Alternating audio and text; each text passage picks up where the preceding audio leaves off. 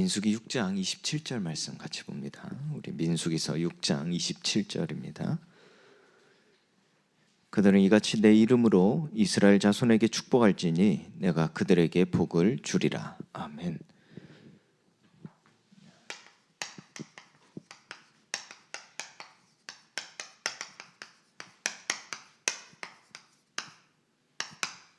자, 하나님의 복이 담기는 그릇이라는 말씀으로 우리가 함께 또 한 주를 정리하면서 하나님의 말씀 성취의 응답을 또 확인하면서 또 그 성취 속에 들어가는 또 다른 시작이 돼야 되겠습니다. 자, 하나님의 복이 담기는 그릇. 자, 이것이 우리가 살아가는 삶에 있어서 자, 항상 하나님 앞에 자, 구하고 또 기도할 내용이기도 합니다. 사도행전 7장 49절 말씀이죠. 스데반이 이 이스라엘을 향하여 이 하나님의 말씀을 선포하죠. 자, 이때 아주 중요한 메시지를 하나 선포합니다. 그것이 바로 이 내용이죠. 하늘은 나의 보좌요, 땅은 나의 발등상이니 너희가 나를 위하여 무슨 집을 짓겠으며 나의 안식할 처소가 어디냐. 자, 이것은 다윗이 하나님의 음성을 듣고 이 백성들에게 향하여 던진 이 선포한 메시지입니다. 자, 이걸 스데반이 하죠. 자, 그 이전에 우리 이제 모세를 보면요, 하나님께서 출애굽 때 모세를 먼저 부르시고 그 모세에게 하나님의 살아 계심을 친히 나타내죠. 자, 그때 이 모세가 두려워서 떨 때 하나님께서 모세를 향하여 하신 말씀이 있습니다. 자, 그게 무엇이었습니까? 네 발에 신을 벗으라. 네가 서 있는 곳은 거룩한 땅이니라 그랬어요.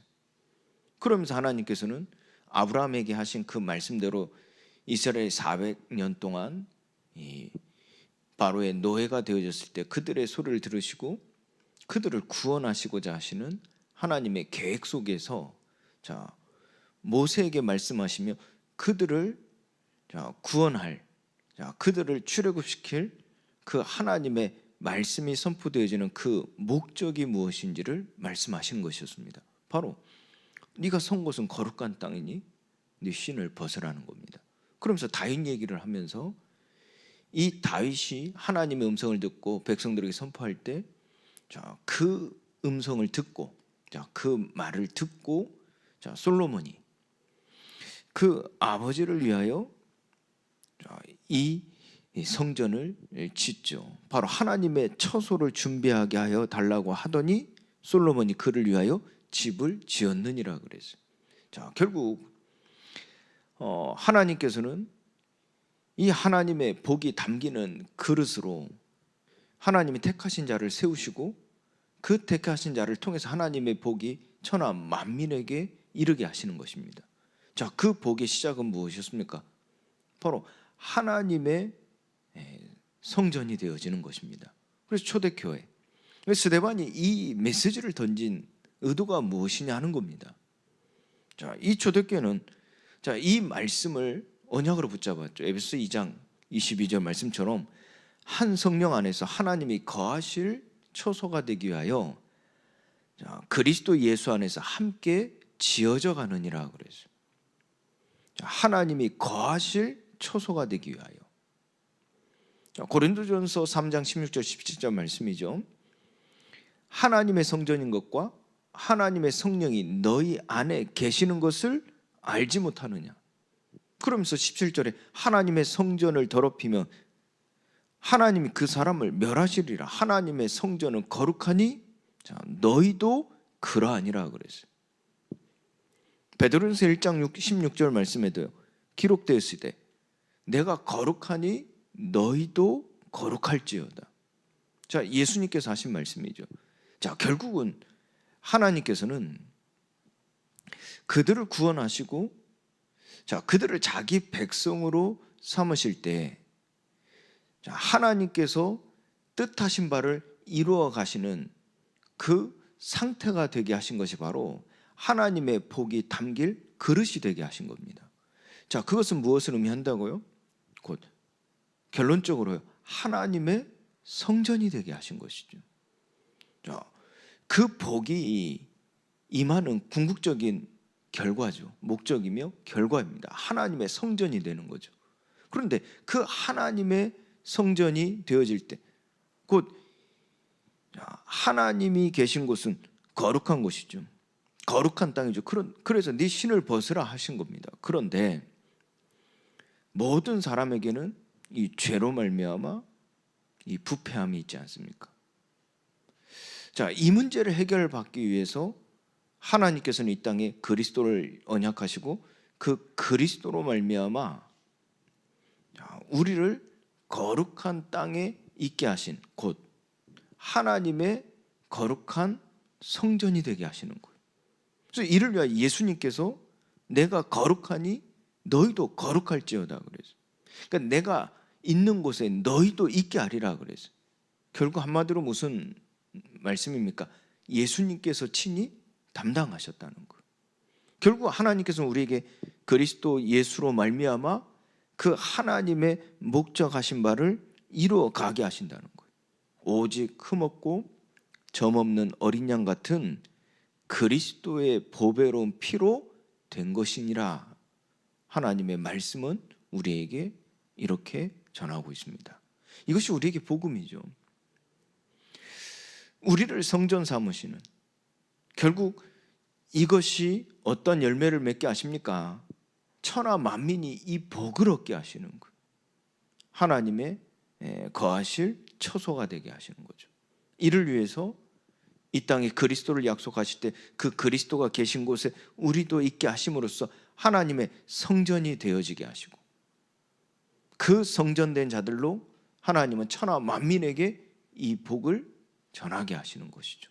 이로써 모든 사람들이 하나님이 거하실 처소가 되게 하시는 거죠. 이것이 실현되어진 모습이 어떤 모습입니까? 바로 교회라는 것입니다. 교회. 자, 그래서 끊임없이 이 교회는요, 우리가 기억해야 될 게 무엇입니까? 하나님의 성전인 것과 하나님의 성령이 우리 안에 계시는 것을 아는 것이다. 그래서 이 그리스도로 말미암아 우리가 이 거룩하게 되어졌기, 우리는 그 그리스도 안에서 하나님의 성전인 것과 하나님의 성령이 우리 안에 계시는 것을 절대 잊지 말아야 되겠죠. 자, 어떻게 해서 이 그리스도께서 우리를 하나님의 성전이 되게 하시고 하나님의 거하실 처소가 되게 하셨습니까? 자, 우리에게 먼저 본을 보이시고 결국 우리도 그와 같이 천하 만민의 복을 전하는 축복의 통로의 사명을 감당하게 함으로써 그 예수님을 본받게 하실 때 하나님의 뜻하신 바대로 천하 만민이 이 복을 얻게 되어진다 그래서, 자, 이걸 쉬운 말로 적용해 보면요, 여러분들의 축복의 통로가 되어 여러분들의 가정이 하나님의 거하시는 처소가 되게 하시겠다는 거. 이게 가정 복음화의 응답이죠. 또 여러분들의 직장에, 산업의 업의 현장에 하나님의 거하실 처소가 되게 하시겠다는 거죠. 이것이 여러분들의 이 직장 복음화, 현장 복음화를 의미하는 것이고, 자, 이것이 여러분들이 사는 지역에 하나님의 거하시는 처소가 되게 하시는, 여러분들을 축복의 통로로 삼아서 하나님 그 일을 이루어 가실 때 이 지역 복음화를 이루시는 거죠. 이것이 여러분들이 더 나아가 이 전 세계 하나님의 거하실 처소가 되게 하는, 그것이 세계 복음화의 응답이요. 그래서 우리가 이를 위하여 하나님은 우리를 통하여 무엇을 하게 하십니까? 바로 지역마다 교회를 세우는 교회 운동을 하게 하시는 것이죠. 이게 초대 교회가 우리에게 보여진 본이었죠. 하나님 이처럼 하나님의 성전된 개인들을 통해서 한 성령 안에서 함께 지어져 가게 하심으로써 이 교회를 통하여 하나님은 이 세상을 복음화시키는 일을 이루어 가셨고 지금도 이루어 가시고 앞으로도 이루어 가신다는 겁니다. 자, 그 그리스도로 말미암아 이 모든 일들이 이루어지는 것인데, 자, 이 그리스도께서 우리에게 어떻게 하셨기에 우리가 그와 같이 되어질 수 있냐 하는 거예요. 이 축복의 통로로서 살아갈 수 있냐는 거예요. 자, 그 첫 번째는 바로 예수님께서 우리에게 보여주신 본입니다. 바로 이제 무릎 꿇다는 겁니다. 복을 우리가 원어로 바라크라 그래요. 바라크. 이것은 무엇을 의미한다 그랬어요? 무릎 꿇는 것을 말한단 말이에요. 우리에게 하나님께 주신 복은 확실합니다. 하나님이 우리를 성전 삼으셨고 하나님의 성령이 우리 안에 계시는 것이란 말이에요. 이와 같이 되게 하시려고 하나님께서 우리에게 약속하신 바가 무엇입니까? 그리스도를 보내시겠다는 것이거든요. 그래서 우리는 그리스도로 말미암아 하나님의 복이 담긴 그릇이 되어 하나님의 성전이 되어지는 것이죠.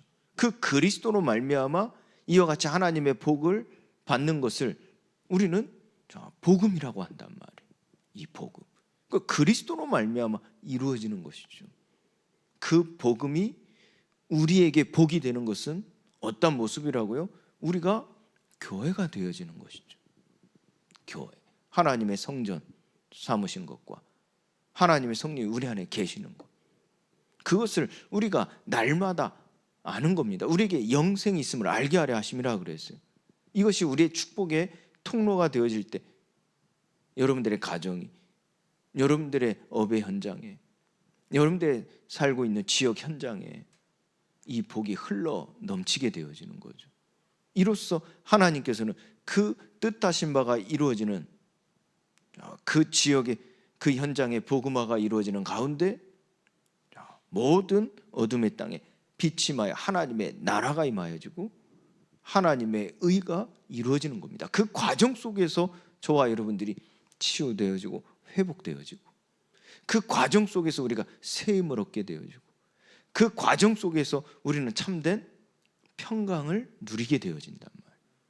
그 속에서 환난이라 할지라도 그 속에서 어떠한 장애물이 있다 할지라도 하나님께서 우리를 능히 이기게 하심으로써 우리에게 참된 평강과 안식의 상태가 되어지게 하심으로 우리가 가는 곳에 또 우리가 머무는 곳에 하나님이 거하실 처소가 되게 하시는 것. 이때 어떠한 흑암이, 어떠한 이 속임수가, 어떠한 공격이, 불화살이 우리를 그 아버지의 사랑에서 끊을 수 있겠습니까? 이걸 실제 누릴 때 우리는 우리의 영혼이 살아나고 우리의 생각과 마음이 지켜지게 되어지고 우리의 몸도 하나님의 영광의 몸의 형체같이 변하게 되어지는 그 은혜가 있을 줄 믿습니다. 부활의 때 우리의 몸이 영광의 몸의 형체와 같이 변하게 되어지지만은요, 결국 우리가 살아가는 이 생애 속에서도 하나님 우리의 몸을 능히 살리게 하실 줄 믿습니다. 이 죽을 몸도 다시 살리게 하신다 그래서 우리는 그래서 이 치유의 소망이 있는 것이고 회복의 소망이 있는 것입니다. 오늘 여러분들이 이 복음과 이 복이 담기는 그릇으로 말미암아 참된 치유와 회복에 또 새 힘을 얻는 시간이 되시기를 예수 그리스도의 이름으로 축원드립니다. 자, 그러면 예수님께서 우리에게 보이신 그 본, 바로 이 무릎 꿇다. 자, 이것은 빌립보서 2장 6절 8절 말씀처럼요, 이와 같이 우리를 하나님의 복이 담기는 그릇이 되게 하시려고 어떻게 하셨다 그랬습니까? 비하하셨다 그랬어요. 낮은 몸으로 이 땅에 오셔서 그 십자가의 죽으심이라 그랬어요. 십자가의 죽으심이라. 그리고 그 예수님께서 요한복음 1장 12절 14절 말씀에서 보면요, 그 아버지의 선하신 계획을 이루시죠. 잠비코 세상에서 각 사람을 비치는 빛이 있을 때 그 빛을 보고 영접하는 자, 그 이름을 믿는 자들에게는 하나님의 자녀가 되는 권세를 주셨다 그랬어요. 이것은 사람의 지식, 어떠한 이 사람의 어떠한 능력으로 되어진 것이 아니라 오직 하나님께로부터 온 것이라 그랬어요. 이는 곧 말씀이 육신이 되어 우리 가운데 거하시니 이로써 아버지의 영광을 보게 되어지는데 그 영광은 어떤 영광입니까? 독생자의 영광이라 그랬어요. 이 영광을 보게 되어질 때 우리는 그 은혜와 진리로 충만하게 되어지는 것이죠. 이는 곧 예수님께서 이 땅에 오신 그 일로 말미암아 우리가 그 영광을 보게 되어짐으로 그 아버지의 선하심이 온 땅에 나타나는 것입니다.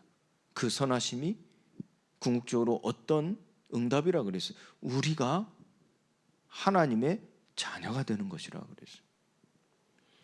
자, 뿐만 아니라 마태복음 18장 20절 말씀에도 하늘과 땅의 모든 권세를 내게 주셨으니 그랬죠.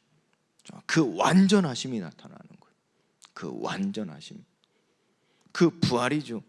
그 십자가의 죽으심이, 이 낮고 낮은 자리에 오셔서 십자가의 죽으심이, 그 부활로 그 하나님의 완전하심이 우리에게 나타날 때 우리의 심령이 새롭게 되어지고 우리의 이 무너졌던 또 완전 굳어졌던 그리고 완악했던 모든 마음들이 깨어지고 그 예수님을 받을 때 그 예수님께서 우리에게 말씀하시죠. 너희는 가서 모든 민족을 제자로 삼으라 그랬어요.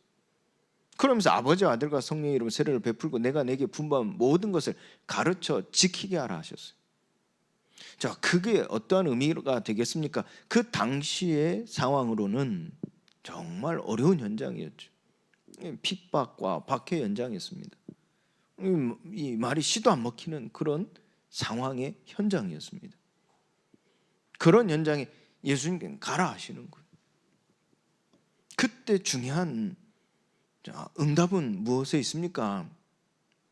바로 여기에 있죠. 볼지어다 내가 세상 끝날까지 너희 항상 함께 있으리라. 여기에 하나님이 주시는 참된 응답이 있는 겁니다. 그래서 그 가는 거죠. 예수님께서 우리에게 낮고 낮은 자리에 오신 것처럼 하나님의 보내심을 받아 가는 겁니다. 그때 하나님께서 우리에게 분명하게 보이신 바가 무엇입니까? 이 물질적 소유, 이 눈에 보이고 잡힌 바 된 이 물질적 소유를 넘어서 하나님께로부터 흘러나오는 근원적인 섭리 사역이 이루어진다는 것. 이 모든 것은 무엇입니까? 무릎 꿇다에 진짜 우리가 붙잡아야 될 본질적 메시지가 있습니다. 그게 무엇입니까? 하나님께로부터 흘러나온다는 거예요. 그러니까 예수님께서 이 땅에 비하하신 것도 무엇을 우리에게 알리신 겁니까? 하나님께로부터 온다는 거예요. 우리가 세상 속에서 하나님을 떠나 살 때 우리도 모르게 뿌리 내려졌던 의식이 무엇입니까? 소유거든요. 이 소유. 그러니까 소유하지 못할 때 불안하거든요. 두려움이 있거든요. 그러니까 이 소유할 때 만족하고 기뻐하고 살아난단 말이에요. 그게 우리가 모르게 착각하고 있는 하나님 떠났을 때 뿌리 내려진 바란 말이에요. 그런데 하나님께서 우리에게 무엇을 알게 하시는 거예요? 하나님께로부터 흘러나오는 복을 말씀하신단 말이에요. 섭리 사역의 원리를 얘기하는 거예요. 하나님께로부터 흘러나오는. 그럼 결국 예수님께서 이 땅에 오시고 십자가에 죽으시고 부활하신 모든 것들이 결국은 무엇입니까? 하나님께로부터 나온 그 뜻과 하나님께로부터 나온 그 역사란 말이에요. 그걸 우리에게 보이심으로써 하나님께서 우리를 하나님의 형상으로 존재하게 하시려고 보존하신 것, 그 하나님의 뜻하신 바대로 이루어 가시기 위하여 우리를 인도하시는 그 통치가 우리에게 있음을 알게 하시는 겁니다. 그래서 우리가 그 하나님께로부터 오는 그 근본적인 섭리 사역을 실제로 믿기 때문에 자기 부인을 할 수가 있는 거예요. 그 하나님의 섭리 사역을, 그 원리를 우리가 분명하게 믿기 때문에 우리가 낮은 자리에 갈 수 있단 말이에요. 우리가 모든 것을 내어드릴 수 있단 말이에요. 내 손에 쥐어 있는 것을 펼 수가 있다니까. 내가 고정되어 있는 내 생각, 관념, 사상들을 우리는 버릴 수가 있다니까. 무엇에서? 모든 것이 하나님께로부터 흘러나오는 그 근원적인 섭리 사역을 내가 믿음으로써요. 결국은 그 존재와 하나님의 의가 우리에게 나타나는데 우리가 어떤 존재로서 살아가냐 하는 겁니다. 네피림은 무엇입니까? 육신이 됨이라 그랬어요. 육신이 됨이라. 그런데 예수님을 만나는 사람들은 그리스도의 영이 거하심으로 그리스도의 사람이 되어지는 거란 말이에요. 여기서 그리스도의 사람은 나시린의 원리를 의미한단 말이에요. 분리되어지는 거란 말이에요. 분리되어지고 구별되어진 거란 말이에요. 그것이 무엇을 의미합니까? 나를 봉헌한다. 나를 헌신한다. 그러니까 나를 드리는다는 의미를 가지고 있단 말이에요. 그래서 베드로에게도요. 네가 젊어서는 네가 원하는 곳으로 다녔거니와 이제는 내가 내게 띠를 띄워서 네가 원하지 아니한 곳으로 데려간다 그랬어요. 이 부활 때 베드로에게 하신 말씀이지 않습니까? 요한복음 21장 18절 말씀에서요. 무엇을 의미합니까? 모든 것이 하나님께로부터 흘러나온다는 것. 예수님 십자가에 달리실 때까지, 그러니까 붙잡혀서 십자가에 못 박히실 때까지 베드로는요 자기 부인을 못했다니까. 자기 부인이 안 되어졌어요. 결국 그 예수님은 그 감옥에 끌려가고 십자가를 지시기 위하여 그 골고다 언덕을 올라가시며 온갖 비난과 조롱을 다 받으시는 그곳에까지도 예수님은 가시죠. 왜요? 모든 것이 하나님께로부터 흘러나오는 그 하나님의 섭리 사역을 실제 믿기 때문이죠. 그런데 베드로에게는 이게 안 되어졌던 겁니다. 그러니 가지고 있는 이 고정관념이죠. 고정되어 있는 이 관념들. 그러니 갈 수가 없는 겁니다. 내 손에 붙잡은 걸 내려놓을 수가 없는 겁니다. 그 낮은 자리에 갈 수가 없고 내 손에 붙잡은 것을 놓을 수가 없고 결국은 내가 원하는 곳으로 갈 수밖에 없는 그 상태였단 말이에요. 그런데 하나님께서는 베드로에게요 하나님의 복이 담기는 그릇이 되게 하시는데요. 무엇을 보게 하셨고 무엇을 믿게 하셨습니까? 이 모든 것이 하나님께로부터 흘러나오는 근본적인 섭리 사역이라는 것을, 결국 하나님의 의가 이 베드로 안에서 회복되어진 거예요. 무슨 말입니까? 우리가 전에는 육신의 모든 중심과 내 마음, 내 생각을 두었던 것이 이제 하나님과의 관계의 중심이 되어지는 거예요. 하나님과의 바른 관계. 자기의 분수에 맞게 하나님과의 바른 관계에 중심을 두게 되어지고요. 또한 하나님께서 이 세상을 향하여 불쌍히 여기시는 그 마음, 예수님께서 이 땅에 비하까지 하시면서 하나님과 같은 본체시나 동등됨을 여기지 아니하시고 그 십자가에 죽기까지 순종하신 그 마음, 그 마음이 베드로의 중심이 되어지는 거예요. 다른 게 아니라요, 모든 것이 하나님께로부터 흘러나온다는 그 섭리를 믿기 시작할 때부터. 그러니 베드로가 그토록 내려놓지 못했던, 그렇게 안 된 자기 부인, 오히려 예수님을 부인하지 않습니까? 자기를 보호하기 위해 예수님을 부인하지 않습니까? 자기의 형편, 자기 상황, 자기의 행동에 대하여 합리화시키기 위하여 다른 사람을 부인하고 다른 사람을 헐뜯고 다른 사람을 무너뜨리는 이 세상의 흐름 속에 있었던 베드로가 자기 부인이 되어지는 거예요. 고정되어 있던 내 이 관념, 신념이 완전히 뒤집어져 버리는 거예요. 어려운 게 아니라요, 복잡한 게 아니라요, 큰 걸 대단한 걸 한 게 아니라요, 모든 것이 하나님께로부터 흘러나온다는 그 섭리 사역을 믿을 때부터. 요한복음 14장 예수님이 말씀하지 않습니까? 하나님을 믿으니 또 나를 믿으라 그러는 거예요. 또 나를 믿으라. 그것이 무엇을 의미합니까? 모든 게 하나님께로부터 나온다는 것을 믿으라는 거예요. 모든 것이 하나님께로부터 오는 거죠. 그럼 눈앞에 보여진 현실, 내가 고정되어 있던 관념, 그 사상, 이걸 우리는요 버릴 수가 있다니까, 빠져나올 수가 있다니까.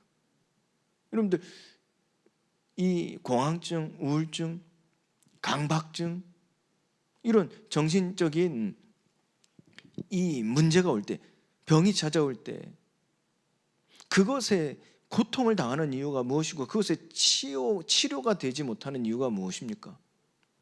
못 빠져나오거든요. 스스로는 못 빠져나오거든요. 이 강박증 보세요, 못 빠져나온다니까. 못 빠져나오고 괴로운 거죠. 특히 공황증, 여러분도 어떻습니까? 절대 스스로 못 빠져나온다니까. 그런데 실제는 무엇입니까? 이게 허상이거든. 이 실제는 허상이거든. 이 못 빠져나오는 거예요. 자, 우리가 정말로 이 믿음이 회복되어지면요, 우리는 그런 정신적인 어떠한 문제까지 아니더라도요, 우리는 그 오늘 내가 겪은 일, 그 생각 속에서도 그런 정황, 상황, 그걸 볼 때 내 생각으로 해석되어지는 그 모든 일들 속에서 우리는 빠져나오지 못할 때가 너무 많거든요. 그래서 하루 종일 힘들고, 해야 될 일도 손에 안 잡히고, 심지어는 밤에 잠도 못 이루는 그런 상태까지 이르게 되어지죠. 못 빠져나오는 거예요. 근데 그게 무엇입니까? 그 모든 이 생각의 근원이요, 다 어디서 만들어진 거예요? 나에게서 만들어진 거예요. 모든 염려, 근심, 불안, 두려움이 다 어디서 만들어온 거예요? 다 나에게서 나온. 그 착각이라고도 하죠. 그런데 본인은 정작 착각이라 여기지 않는다니까. 왜요? 그게 내게서 나오니까요. 그러니 선입견, 고정관념, 이 틀, 이게요 일반적인 어떠한 생각 속에서, 마음 속에서, 이게 관점에서 볼 때에도 이게 정말 빠져나기 어려운데요, 그게 정신적으로 뿌리 내려보세요. 그게 오늘날 정신병이 되어진다니까. 이 뇌의 문제가 결국 신호체계의 문제이겠습니다만은, 이게 정신병으로 이어질 때는 절대로 못 빠져나오죠. 결국은 이게 어디서부터 오는 문제입니까? 이게 나로부터 오는 데서 문제라니까. 여러분들, 부부간의 관계, 인간관계, 사람과 사람 간의 관계, 그 관계 속에 일어나는 모든 사건, 문제, 갈등 속에서 결국은 다 여기에 매이기 때문에 불화가 일어나는 거거든. 불신이 만들어지는 거거든. 하나 되지 못하는 거거든. 어디에서요? 그게 다 나에서부터 나오기 때문에. 그런데 그 모든 것을 회복받을 수 있는, 치유받을 수 있는 유일한 길은요, 하나님께로부터 나오는 그 근원적인 섭리 사역을 믿을 때입니다. 믿을 때. 그때 내려놓을 수 있다니. 이건 내 생각일 뿐이구나. 빠져나올 수가 있다니까. 이게 내가 착각한 거였구나. 내가 한 면만을 본 거였구나. 다른 면에서는 이게 또 다른 의미가 있구나. 이해되고요, 수용이 돼, 빠져나오게 된다니까. 아주 중요한 부분이죠. 결국은 우리가 근원적인 이 섭리사역을 믿을 때 하나님께서는 우리의 중심을 바꾸시는데, 그 중심이 어디에 있다고요? 하나님과의 건강한 바른 관계가 중심이 되어진다니까. 그게 영의 사람입니다. 그게 뭐 영적인 이야기만 하고 뭐 육신은 무시하고 막 영적인 어떠한 뭐 세계를 말하는, 알고 있는, 전하는 그런 사람을 보고 영적인 사람이라 하는 게 아니라 하나님과의 바른 관계를 중심으로 살아가는 사람들이라니까. 그게 영의 사람이란 말이에요. 그리스도의 사람이라 하는 것은 우리가 하나님과의 바른 관계가 되어지려면 중보자 없이는 안 되는 거예요. 그래서 오직 그리스도로 말미암아, 우리는 그리스도의 중보로 말미암아 하나님과의 바른 관계를 가질 수 있기 때문에, 우리는 그리스도의 영이 있으면, 내 안에 그리스도의 영이 거하시면 너희가 그리스도의 사람이요 그리스도의 영이 거하지 아니하시면 그리스도의 사람이 아니니라 하는 겁니다. 자, 그러면서 그 건강한 관계가 되어졌다는 표가 무엇입니까? 건강한 관계가 되어지는 표가 무엇이? 그 하나님, 그 아버지의 마음, 그 사랑의 마음, 그 긍휼의 자비의 마음, 그 마음이 나의 중심이 되어진다는 거예요. 그래서 우리가 하나님과 가까워질수록 우리에게 막 신비한 능력이 나타난다, 뭐 그럴 수 있는 얘기입니다만은, 우리가 하나님과 가까워질수록 내 문제 해결된다, 그럴 수 있습니다만은, 진짜 하나님과 가까워지게 되어지는 표가 무엇이냐? 우리는 아버지의 하나님의 마음을 갖게 된다니까. 하나님과 가까이 다가갈수록 우리는 그리스도의 마음을 갖게 되어지는 거. 이것이 돈보다 더 귀하다니까. 이것이 명예를 얻는 것보다 더 귀하고, 이것이 내 육신에 지금 눈앞에 있는 현실 문제 해결받는 것보다 더 귀하다니까.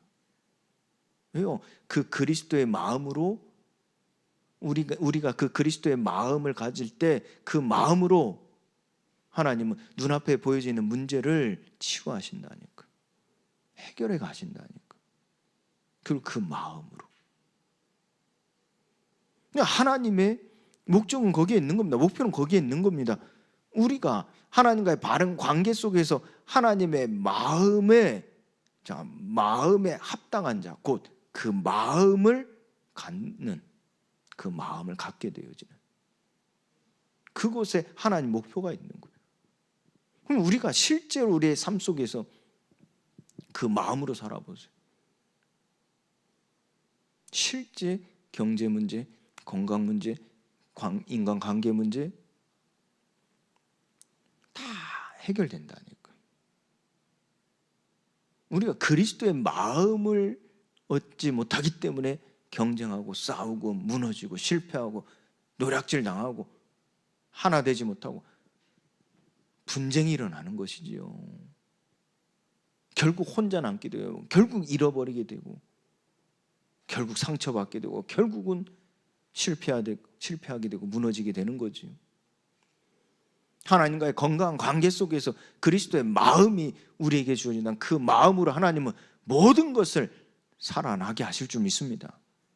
그래서 결국은 하나님은 우리에게 이 무릎 꿇다를 말씀하시고, 그냥 내 의지, 내 생각, 내가 하고자 하는 바, 내 정욕, 내 욕심, 그걸 단순하게 버리라 하는 그 무릎 꿇는 자기 부인을 얘기하는 게 아니라요. 그 자기 부인은 되어지는 것이란 말이에요. 내 생각과 이 고정되어져 있는 어떠한 세계 속에, 그 과거 속에 빠져나올 수 있는 것은요, 이것은 내가 노력해서 절대로 안 된다니까. 빠져나와져야 된다니까요. 이게 나오게 되어지는 거예요. 그 과거에서 빠져나오게 되어지고요, 그 강박에서 빠져나오게 되어지고요, 그 우울에서 빠져나오게 되어진다니까. 누구나가 다 우울감을 가질 수 있습니다. 누구나가 다 그 강박감을 가질 수 있습니다. 누구나가 다 불안감을 가질 수 있습니다. 문제는 그걸 빠져나올 수 있냐 없냐거든요. 그런데 그걸 내 스스로가 노력해서 빠져나오려면 노력할수록 더 들어간다니까요. 여러분들 정신과 상담도요, 잠이 안 와요. 정신과 상담하는 선생님이 뭐라고 하냐면, 이 자야지 그 생각을 하는 게 잠이 안 온다는 거예요. 내가 자야지. 그게 오히려 잠을 못 들게 만든다는 거예요. 우리가 노력하면 노력할수록 우리 더 들어간다니까요. 빠져나와줘야 된다니까요. 빠져나와줘야 돼요. 눈앞에 보여져 있는 현실 문제, 그걸 해결하려면 할수록 여러분도 어떻습니까? 더 힘들어지잖아요. 더 어려워지잖아요. 그런데 실제 우리의 삶 속에 이런 문제, 갈등들은 되어져야 되거든요. 해결되어지는 것이거든요. 여러분들 돈 문제 있다. 그 돈 문제 가지고 어떻게 하면 돈을 벌까? 어떻게 하면 그 돈을 막을까? 하면 할수록요 더 고통스러워집니다. 더 돈 문제가요 커집니다. 우리 삶 속에 돈 문제가 해결되어져야 되거든요. 어떻게 해요? 하나님께는 우리에게 이 본질적인 말씀을 주시는 거예요.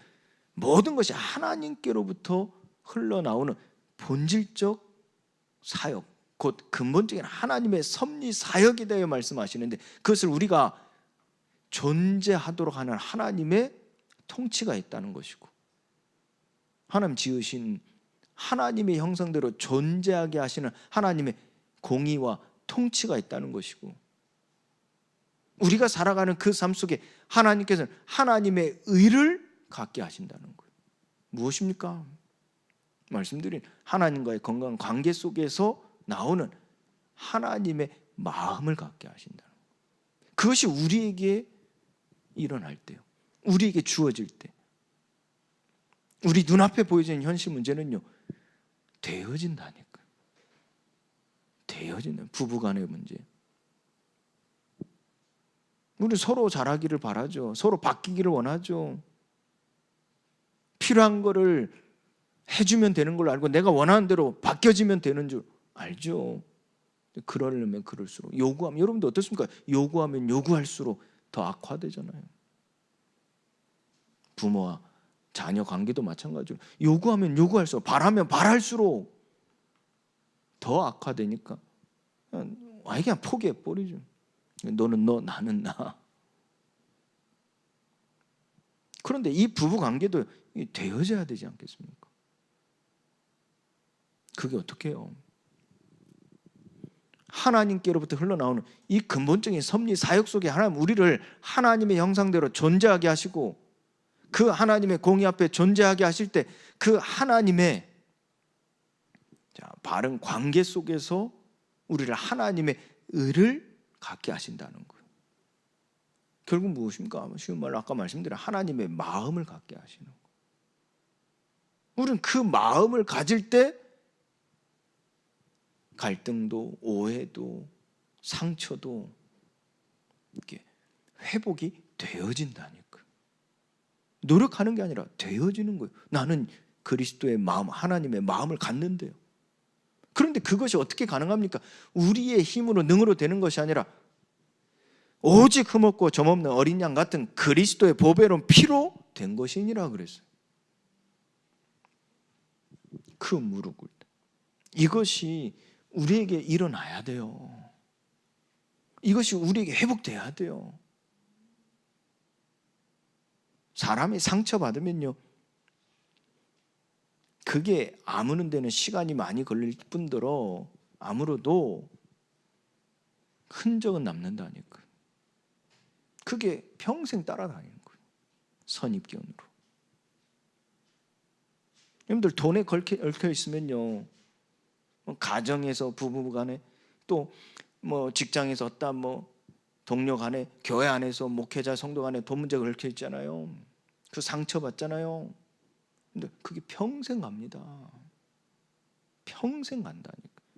상처 아무는데 시간도 오래 걸릴 뿐더러 흔적이 남아서 그게 선입견이 된다니까. 그 신앙생활, 그러니까 하나님 앞에 신앙생활이 안 되는 거예요. 여러분들 그걸요 해결하려고 하면 할수록요 더 악화된다니까, 더 깊어진다니까. 그걸 눈앞에 목사가 아니면 성도가 그걸 막 어떻게 바꾸려고 하면 또 어떤 그 보여주려고 하면 더 악화된다니까. 그 한 번 받은 상처, 한 번 흔적 난 거는요 없어지지 않거든요. 신뢰가 깨졌다 해보세요. 여러분들 부부간에 신뢰가 깨져요. 목사와 성도 간에 신뢰가 깨져요. 특히요. 그 회복될 것 같습니까?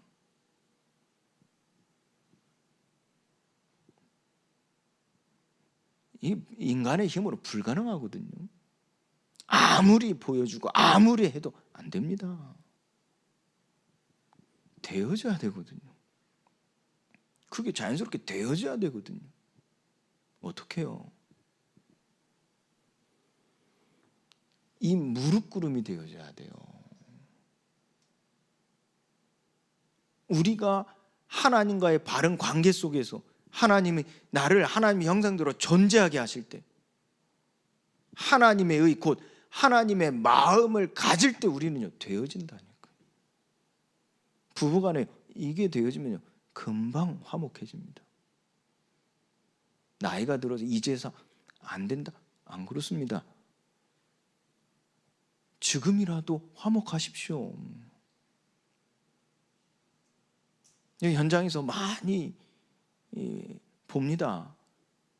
겉으로는 너무나 화목한데 속으로는 완전히요 남남인 가족들이요.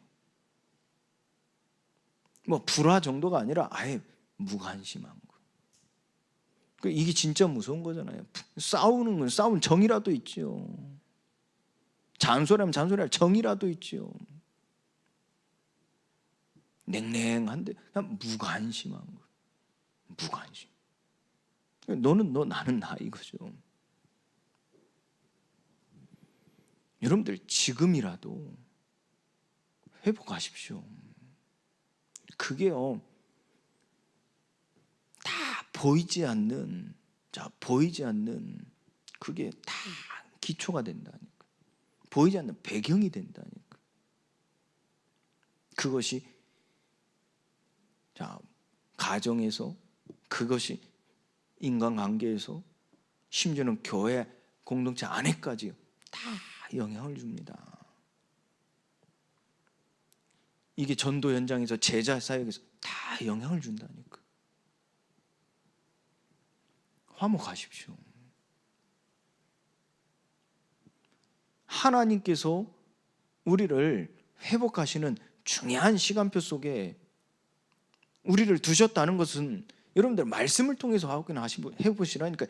하나님께서 범죄한 인간에게 최초로 주신 그 언약 속에서 그 사람을 인도하시는 그 과정 속에서 보여지는 바가 무엇입니까? 출애굽한 이스라엘을 하나님께서 광야 40년 동안 함께 하시면서 그에게 보여주시고 가르쳐주고 회복시킨 게 무엇이냐 하는 겁니다. 가나안 땅에 들어가는 거, 젖과 꿀이 흐르는 그 가나안 땅에 들어가서 풍성한 먹을거리와 또 공격할 이 강대국이 없이 보호받는 그 안위함 속에서 사는 것, 하나님 그걸 주시기 위함이 아니란 말이에요. 하나님은 무엇을 주시기 위함이에요? 하나님은 그들을 하나님의 백성, 하나님의 형상대로 공의로 존재하기를 원하시고요. 하나님의 의를 가진 자들로서 이 세상을 보고 하나님의 마음으로 회복하기를 원하신다니까. 지금 우리에게 원하시는 거예요. 우리는 그것을 가질 수 있는 그 시작이라는 거예요. 모든 것이 하나님께로부터 흘러나온다니까. 주시는 이도 하나님이시요, 거두시는 이도 하나님이시요, 완악하게 하시는 이도 하나님이시요, 부드럽게 하시는 이도 하나님이시라 그랬어요. 우리는 이 근본적인 하나님의 섭리 사역 속에서 실제 그 믿음으로 하나님과의 바른 관계 속에서, 건강한 관계 속에서 하나님의 마음을 가질 때 우리는 모든 것을 살리고 세울 수 있는 화목하게 하는 그 말씀을 가진 자요, 화목하게 하는 그 직분을 가진 자로서 하나 되게 하는 축복의 통로가 될 줄 믿습니다. 우리 이게 들어가야 된다니까. 우리 예수님 본받아야 돼. 예수님 따라해야 돼. 내가 이것이 내 것이 될 수가 없잖아요. 그래서 따라하는 거예요. 따라하는 거예요. 따라하다 보면요, 이게 내게 익숙해지고요, 따라하다 보면 잘하게 되어진다니까요. 내가 어느 세월에 예수님처럼 완전히 되어져서 그걸 살 수 있겠습니까? 따라해야지요. 못해도 따라해야지요. 어설퍼도 따라해야지요. 익숙지 않아도 따라해야지요. 우리는 그처럼 사는 겁니다. 그래서 시작은 흉내내는 거예요. 흉내내는 거라니까. 처음에 글씨 쓸 때 어땠습니까? 글씨 우리가 뭐 알고 썼습니까? 막 그리잖아요. 흉내내잖아요. 제가 처음에 교역자를 임명받고 설교를 하는데 뭘 하겠어요? 흉내냈다니까요. 따라했다니까요.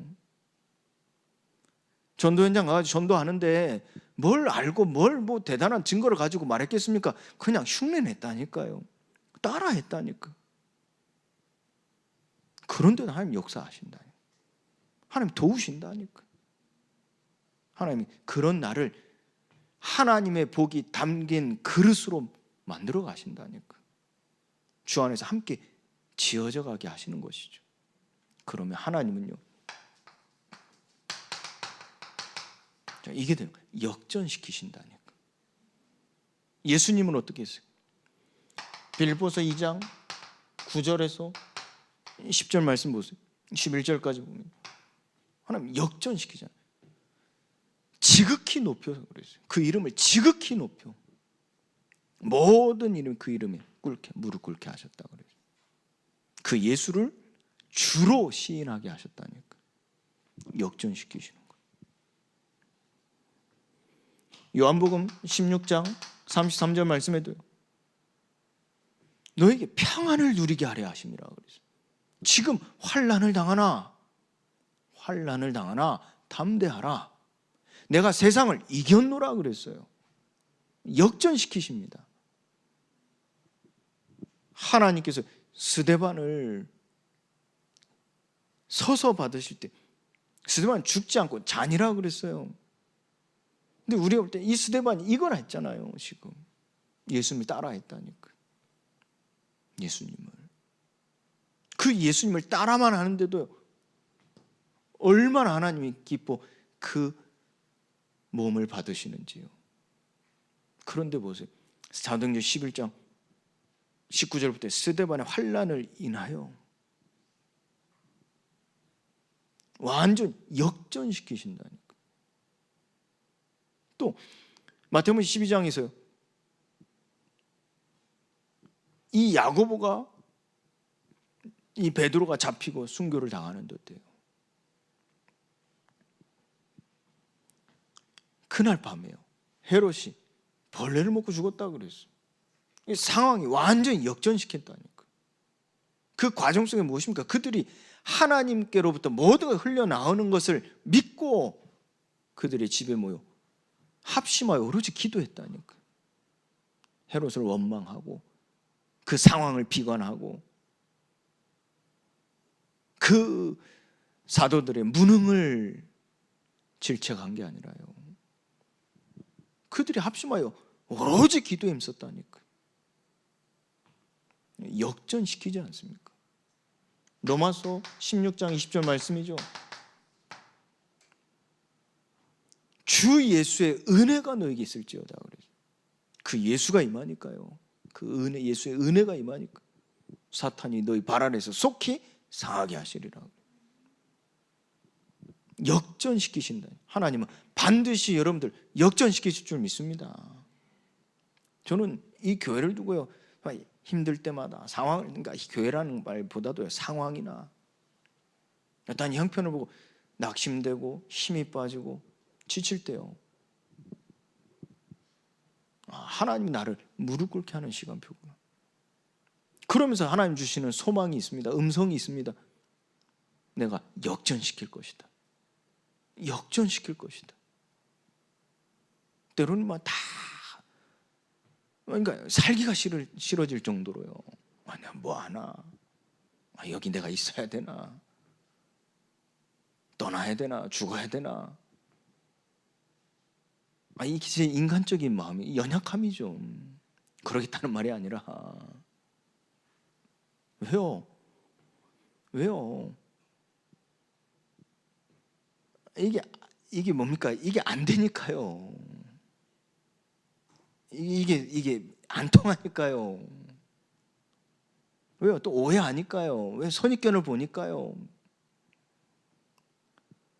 근데 하나님 그때마다요, 무릎 꿇는 시간표다. 예수님 따라해라.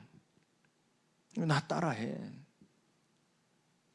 그런데 그때마다 하나님 주신 마음이 있어요. 역전될 것이다. 왜요? 하나님은 그 얼굴을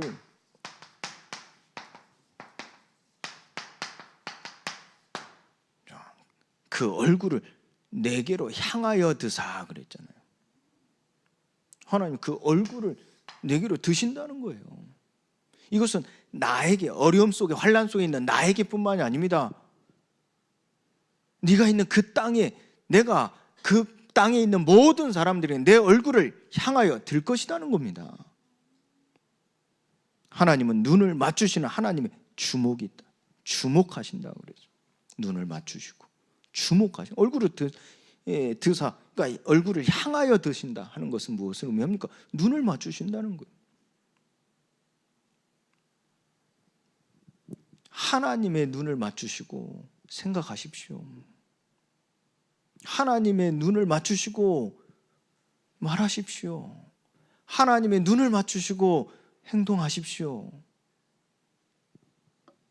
하나님은 예배 중에 임하시고 말씀하시는 그 하나님의 개입이 여러분들의 모든 삶 가운데 있을 줄 믿습니다. 그 하나님의 개입. 내가 어둠 가운데, 내가 거짓 가운데 있다면 하나님은 공의로 다스릴 것이고요. 내가 그 하나님 앞에 담대하다면요, 하나님은 나를 복되게 하실 줄 믿습니다. 그 하나님의 개입이요, 여러분에 있다니까요. 그때 아무것도 염려하지 말라 그랬지 않습니까? 기도와 간구를 하되 다만 모든 일을 감사함으로 아뢰라 그랬어요. 그러면 모든 지각이 떠난 하나님의 평강이 너희의 마음과 생각을 지키시리라 그랬어요.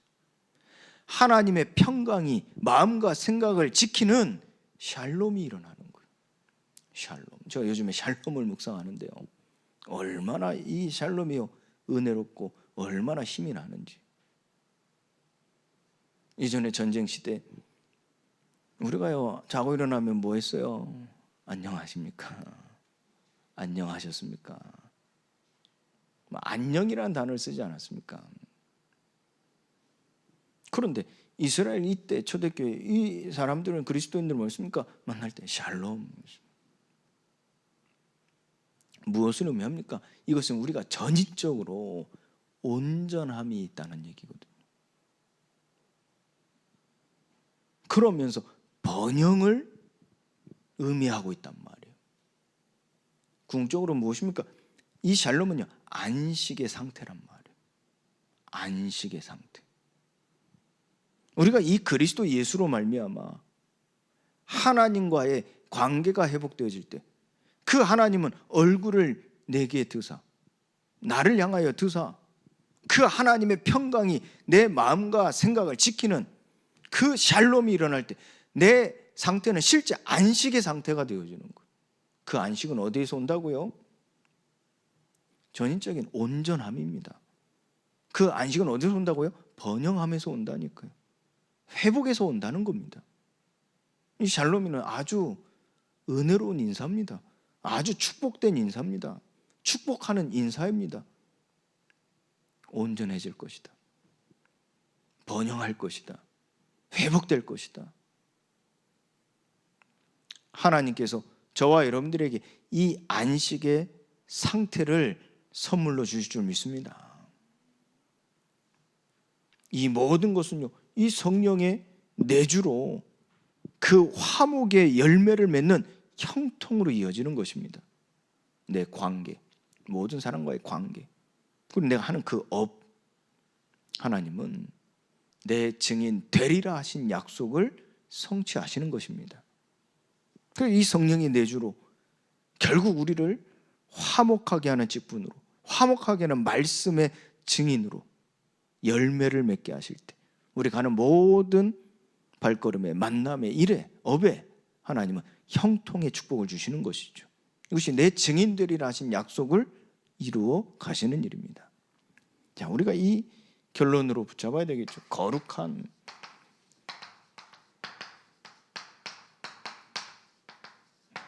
축복의 통로. 여러분들은 거룩한 축복의 통로입니다. 여러분들 이 확신 가지시고요, 오늘 하나님의 복이 담기는 그릇으로 새로운 시작이 되시기 바랍니다. 여러분들에게 모든 선입견과 모든 어두움과 모든 상처와 흔적이 예수 그리스도로 말미암아 깨끗게 되어질 줄 믿습니다. 새로운 시작이 되어지는 거예요. 새로운 시작.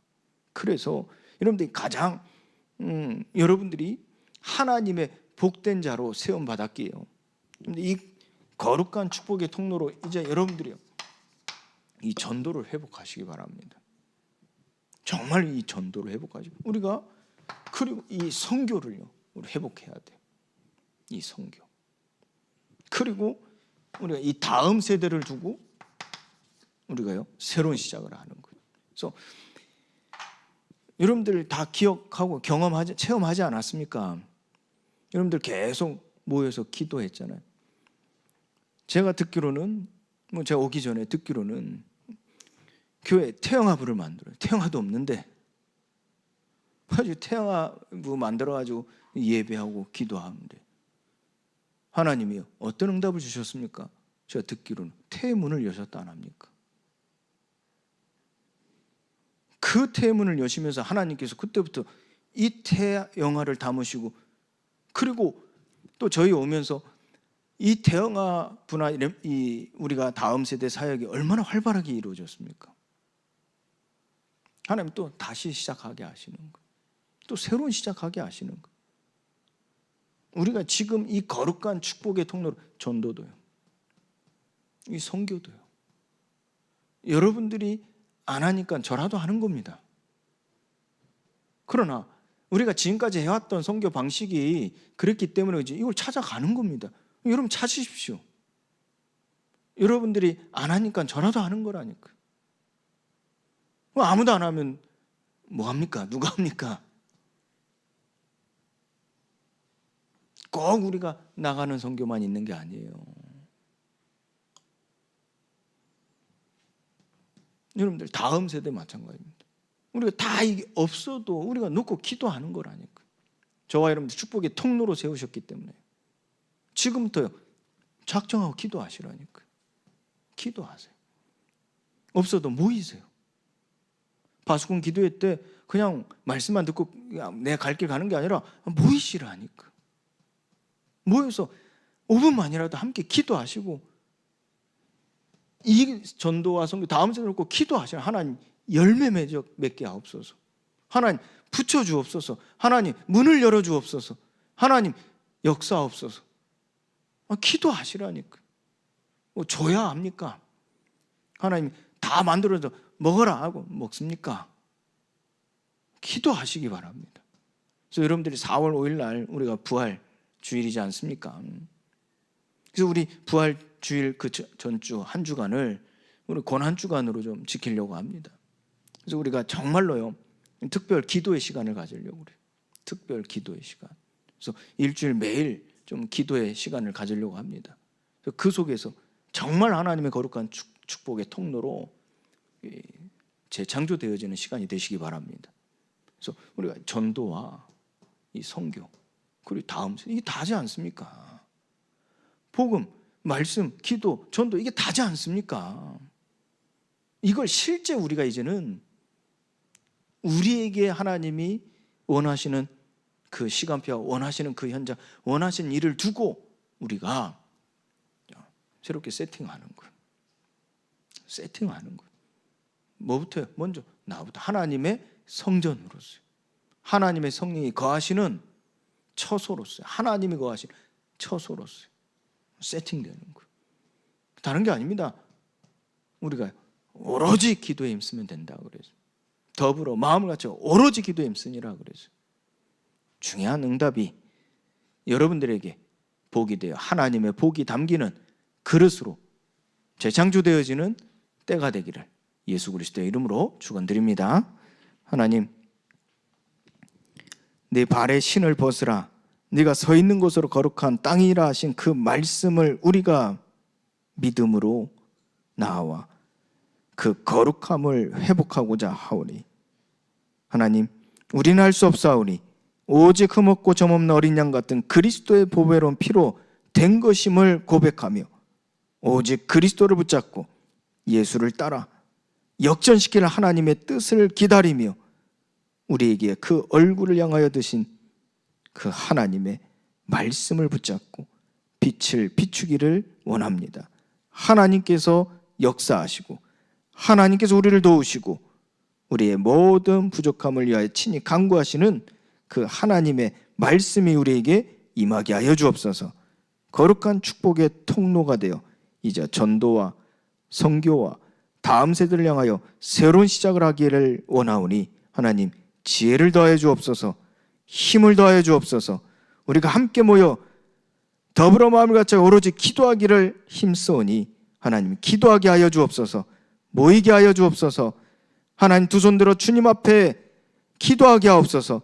하나님의 뜻하신 바가 이루어지는 새 힘을 얻는 은혜의 시간이 되게 하여 주옵소서.